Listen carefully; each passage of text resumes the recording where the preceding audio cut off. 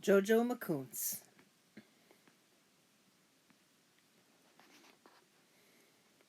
About this story, Jojo lives on a fictional Native American Ojibwe reservation, the Pembina Ojibwe Reservation. A reservation is land under the care of a native nation that calls it home. The land, now called the United States, is home to more than 300 reservations and over 500 tribal nations. There are many reservations in the United States, but Jojo's is not an actual one. Every reservation has unique and special elements, and Jojo's reservation incorporates many of those found in Ojibwe and many other Native American communities.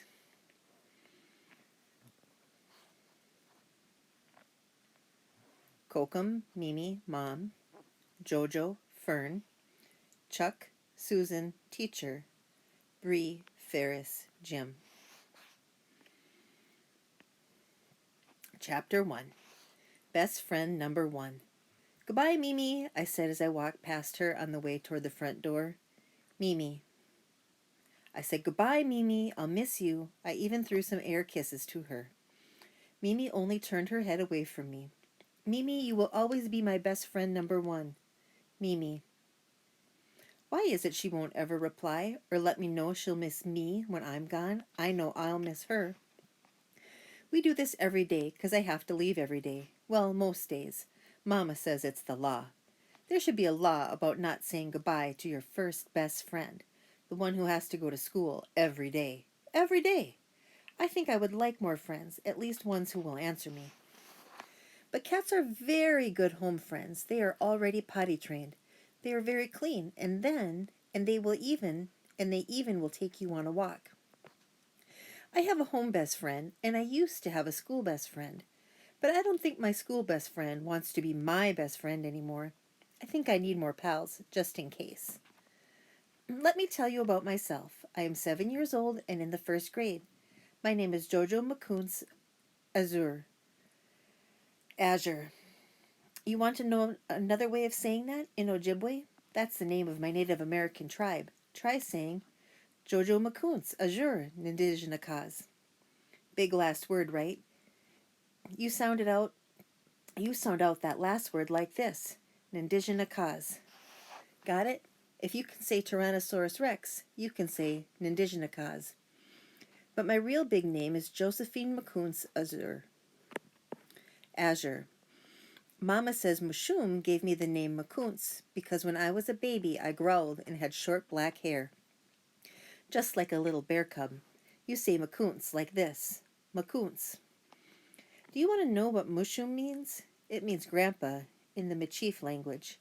Michif is one kind of Native American language, but it is a language made from words that are Cree, French, and Ojibwe. We speak many languages on our reservation. Ojibwe is my Native American tribe. You say it like this. Ojibwe. See? Ojibwe.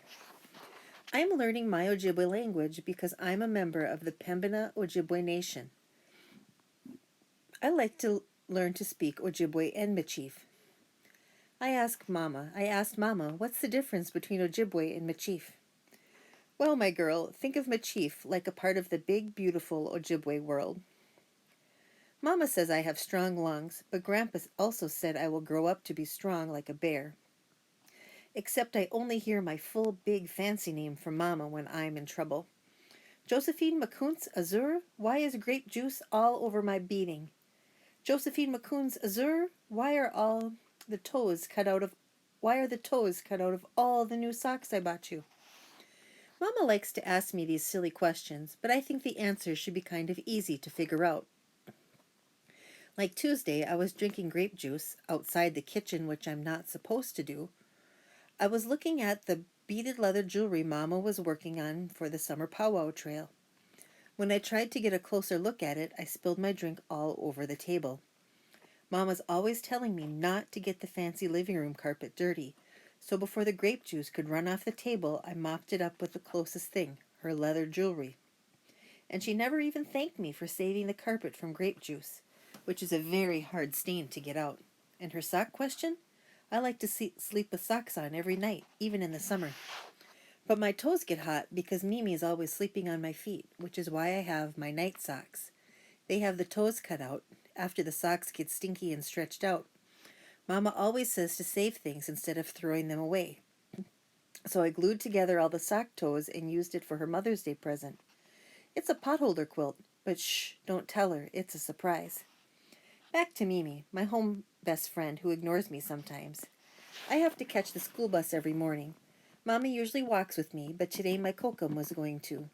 Kokum is another way to say grandma in the Machif language. She moved in with us after my Mushum died last year. She said at her old place the quiet was too loud without Mushum. Sometimes I wonder about my kokum's way of thinking. How can a place be too loud with one less person in it? But I miss my Mushum. We told stories together. He liked my stories best of any he'd ever heard. This school morning by the front door, Mama and Grandma had a funny conversation. They were whispering, but I heard because I was hiding in the coat closet. Not really secret hiding, but like a spy. I like to hang out in there sometimes. I dug through Grandma's coat pockets to search for her hard candy. She likes to eat candy, but Mama tells her it's bad for her diabetes. I do not know what that is, but kokum smells like cherry lifesavers. It is a very pretty smell. That's when I heard them. Who's taking her? I can't see any more to drive through town, Grandma said. Mama answered, No, Ma, I will. Spring's here and she needs them. We can't let her outside without them. Grandma replied, Oh, we'll have to trick her into going. You know she hates shots. I think maybe spying isn't all that great, because I just heard them saying that Mimi needed shots. I used to not like that word, but last summer when I needed shots, Kokum told me, My girls, shots help you to be very healthy. There are many sicknesses out there, and shots give good protection. We want Mimi to get shots because we love her and want her to be healthy, just like we make sure you get shots because we love you and want you to be healthy. Ferris, my bus friend, said last week that if a cat gets a shot, sometimes it lets all the air out of their body, just like a balloon letting the air out. Jojo, all that's left of a cat is a pile of skin, all because of a shot, Ferris told me. I do not know if I believe Ferris, but he is very smart about balloons. It was very nice of him to tell me this. I sneaked out of the closet after Mama left. I grabbed my backpack and grabbed my best friend number 1. If Mimi had to get shots, she wasn't doing it alone, or at all. Chapter 2. My best friend number 2. My other best friend is Fern. Fern is my school best friend. Do you know what a school best friend is? It's a best friend at school who will play with you at recess. Also, a school best friend will sit with you at lunch and give you half her sandwich when your mom packs a tuna fish sandwich. I do not like tuna fish. Sometimes I think Mama gets my lunch and Mimi's lunch mixed up. Fern was waiting for me when I got off the bus. We're both in the first grade at Little Shell Elementary School. We live on the Pembina Reservation. I've lived here my whole life. Fern just moved here last year with her auntie. We've been school best friends ever since, but lately Fern hasn't been sitting with me at lunch every day, and it makes me sad because Fern makes me happy. When I sit by myself, I crouch my back over so my head is right in my lunch bag, then no one can see me. Jojo, hi, it's hot, isn't it? Fern said. I like it, I answered. Fern kind of likes talking about the weather, a lot. Kokum says that's what people from the Midwest talk about. Not sure about that, but when it rains it pours, I guess. My Kokum says that all the time. We walked down to our classroom. Teacher was waiting by the door for us. Oops, I forgot I'm not supposed to call him teacher. He says everyone's name is important and that we should use people's specific names. But he is my teacher. That's why I call him teacher. Bonjour, Fern and Josephine, teacher nodded as we walked in. That's how teacher says hello to us in Ojibwe. Bonjour, Mr. Welch, Fern and I answered. That's how Fern and me say hello to teacher. Bonjour means hello in Ojibwe. Can you say it too? It's like this. Bonjour. Teacher tries to use our Ojibwe words every morning. It sounds more like he's choking on a bunch of marbles. His words don't sound the way the elders say them. Teacher isn't Native American. He didn't grow up hearing or speaking our language, but he's trying. I would give him a C+ for trying, and maybe a smiley face. Teacher isn't like us. Mama says I shouldn't say that, but his skin is pink. He calls it white. On my reservation, my Ojibwe people are all shades, light, dark, and brown. Our hair can be blonde, black, brown, or red, but most of us are brown. My skin is brown. Lovely brown, beautiful brown, Mama calls us.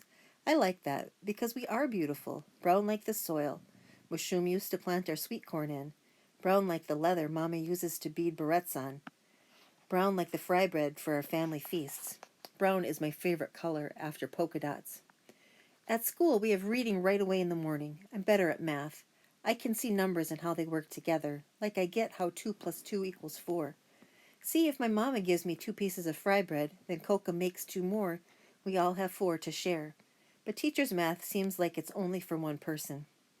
I like to do math thinking about my Ojibwe community. Like last week, teacher asked us to think about a math problem. 5 people want to eat a bunch of 4 bananas. Each person can have only one. How many people don't get a banana? I answered, everyone gets some banana. Teacher shook his head no. He said that one person would not get any banana. But we all share what we have, I said. That's what Native people do. Teacher didn't say anything after that. See, I'm good at math. But reading and writing, that does not make too much sense to me. Teacher calls reading time language arts time, but that is a funny name because I like learning about my Native American language. We're Ojibwe, remember?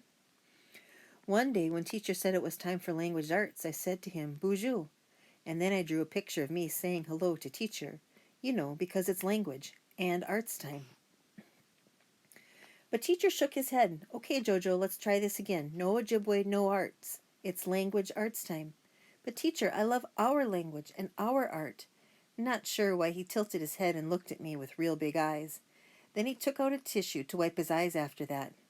Must be what Kokum calls allergic. Kokum says she's allergic to tree pollen. Tree pollen bothers her nose and she feels icky around it. So during teacher's language arts time, where there was no art and no Ojibwe, he wants us to work on rhymes. Teacher says rhymes can help us to read and write. Children, teacher said, I would like all of you to go to the table and write your very own rhymes. Be sure to show them to me.